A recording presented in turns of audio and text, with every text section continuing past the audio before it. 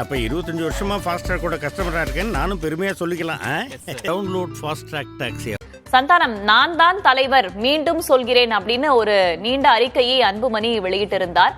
தற்போது முகுந்தன் பரசுராமன் அவருடைய இல்லத்திற்கு வருவதாகவும் அண்மை செய்திகள் சொல்கின்றன. என்ன நடக்கிறது அங்கே?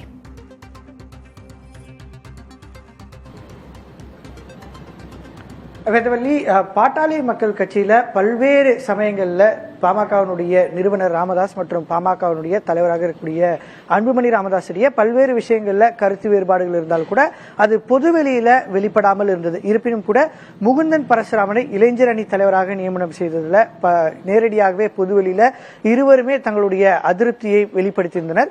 அதனைத் தொடர்ந்து முகுந்தன் பரசுராமன் இளைஞர் அணி பதவியிலிருந்து தான் விலகிக் கொள்வதாக ராமதாஸிடம் நேரடியாக தெரிவித்திருந்தாலும் கூட ராமதாஸை பொறுத்த வரைக்கும் முகுந்தன் பரசுராமன் தான் இளைஞர் அணியுடைய தலைவர் அப்படின்ற கருத்துல நிலைப்பாடோடு இருந்தார்.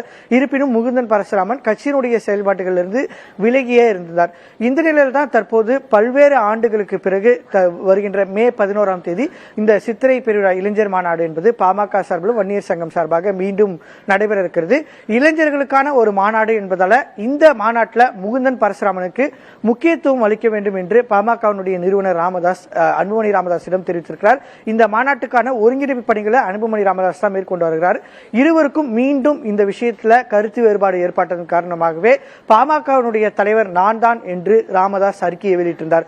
இருப்பினும் கூட கட்சி தரப்புல பேசும்போது கட்சியினுடைய தலைவர் பொறுப்பு என்பது பொதுக்குழு கூட்டம் கூடி பொதுக்குழு உறுப்பினர்களால் தான் தேர்ந்தெடுக்கப்பட வேண்டும் என்பதால ராமதாசனுடைய தலைவர் தான் தான் என்ற அந்த கிளைம் செல்லாது அப்படின்றதான் கட்சியினுடைய நிர்வாகிகள் மத்தியில பேசும்போது நம்ம தெரிகிறது. இந்த நிலையில் தான் ஒரு அவசர பொதுக்குழு கூட்டத்தை நடத்தலாமா அப்படின்றதுதான் ராமதாஸோடைய நிலைப்பாடாக இருக்கிறது. இருப்பினும் கூட தற்போது கட்சியில பொறுப்பில் இருக்கக்கூடிய நிர்வாகிகள் அதே போன்று பொதுக்குழு உறுப்பினர்களுடைய ஆதரவு என்பது அன்புமணி ராமதாஸ் இடத்தில் தான் அதிகமாக இருப்பதனால இந்த விஷயத்தை சமரசமா பேசி முடிக்கணும் அப்படின்றதுல பாமகனுடைய கௌரவ தலைவர் ஜி கே மணி அதே போன்று தற்போது சட்டமன்ற உறுப்பினர்களாக இருக்கவங்க எல்லாருமே ராமதாஸை சமாதானம் செய்யக்கூடிய பணிகளில் ஈடுபட்டு வராங்க. இந்த சூழல்ல இந்த பிரச்சனைக்கு ஒரு முக்கிய புள்ளியா பார்க்கப்படக்கூடிய முகுந்தன் பரசுராமன் அன்புமணி ராமதாஸை அவருடைய இல்லத்துல சந்தித்து தற்போது பேசி வருகிறார்.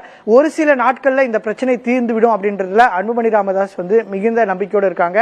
அன்புமணி ராமதாஸ அவருடைய தாயாரும் தொடர்பு கொண்டு இந்த பிரச்சனை தொடர்பாக பெரிய அளவில் அறிக்கை விட வேண்டாம் என்றும் அறிவுறுத்தல் வழங்கியிருக்கிறார். தந்தையை தானே சமாதானம் செய்வேன் அப்படின்றது கூட அவர் தொலைபேசி வாயிலாக தெரிவித்திருக்காக கருத்துக்கள் தெரிவித்ததாக தகவல் வெளியான நிலையில் தான் தற்போது முகுந்தன் பரசுராமன் அன்புமணி ராமதாஸை சந்திச்சு வராரு. இன்னும் சற்று நேரத்தில் அன்புமணி ராமதாஸ் இங்கிருந்து புறப்பட்டு இந்த மாநாடு மே 11ஆம் தேதி சித்திரை மாநாடு நடைபெறக்கூடிய இடத்துல நேரில் சென்று ஆய்வு செய்ய இருக்கிறார்.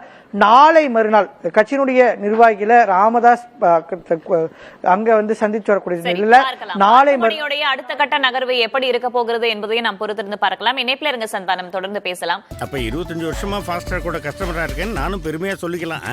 Download Fastrack taxi.